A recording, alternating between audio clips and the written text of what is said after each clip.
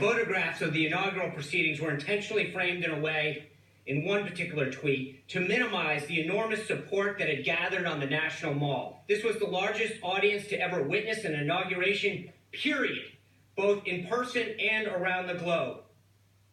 When I say this was an extraordinary Saturday in the life of America, certainly in the life of the year 2017, that is in part what I was talking about. While hundreds of thousands of Americans were on city streets across this country in part of an organized rally, a march, a protest, that happened in the White House briefing room. That was Sean Spicer, the new incoming White House press secretary. That followed remarks by the president that we'll get to later in this broadcast, but he essentially was relitigating the crowd estimates and the reporting on the inauguration yesterday, including, you heard there, criticizing a particular tweet of the vast universe on social media. So we asked Cal Perry to get our arms around the known facts and known photography, including crowd estimates from yesterday. Cal is our MSNBC senior news editor, and Cal, have at it.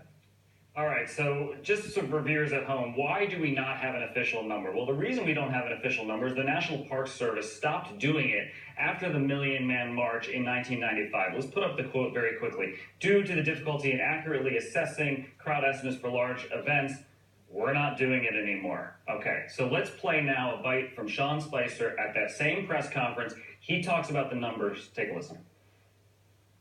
We know that 420,000 people used the D.C. Metro public transit yesterday, which actually compares to 317,000 that used it for President Obama's last inaugural. Sean Spicer there is comparing two different numbers. He's comparing apples with oranges. Let's put up the numbers from the past four inaugurations. This is Metro riders as of 11 a.m. for each of the past four inaugurations. He cited there, Sean Spicer, that 317,000 number. That was taken at 11 a.m. At 11 a.m. Yesterday, there were 193,000 people who had ridden Metro. So he, I believe, is using a number for the full day. Truth be told, we don't know where he's getting that number. We don't know what that number refers to. What we do know is those are the facts from the DC Metro. The other indication that we have here is of bus permits. Take a look at the number of permits that have been requested for this inauguration in comparison to the Women's March, in comparison to Obama's 2009 inauguration.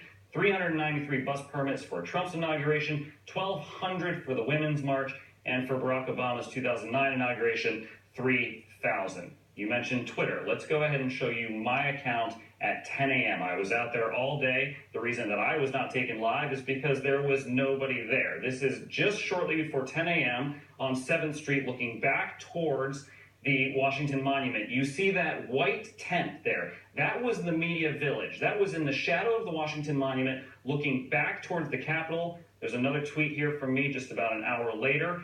From that Media Village, looking back towards the Capitol, this is 45 minutes before President Trump was sworn in. Another thing that Sean Spicer said here while we're fact-checking and not talking about the amazing marches that took place across the country today, he said that there had not been covering on the mall in previous inaugurations. That white cover that almost made it look like it snowed in D.C., well, it has been used before. We have a tweet here from a CNN reporter, Ashley Kilo, in 2013. There is that white cover.